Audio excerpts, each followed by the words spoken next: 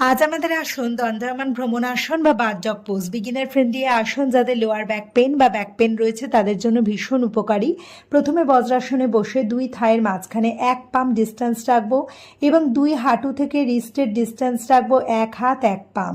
এরপরে শ্বাস নিতে নিতে অপোজিট দিকের হাত পা আমরা স্ট্রেট করব, হাঁটু এবং কনুই না ভেঙে। নর্মাল ব্রিদিংয়ে এই পশ্চার আমরা 30 সেকেন্ড হোল্ড করব এবং এক্সেল করতে করতে আমরা পশ্চার রিলিজ করব। একই রকমভাবে উল্টো দিকের হাত পা আমরা স্ট্রেট করব শ্বাস নিতে নিতে এবং নর্মাল ব্রিদিংয়ে 30 সেকেন্ড এই পশ্চার হোল্ড করার পরে শ্বাস ছাড়তে ছাড়তে পশ্চার রিলিজ করব। 30 সেকেন্ড হোল্ড করার পরে আমরা 10 রাউন্ড ডাইনামিকভাবে আসন করব।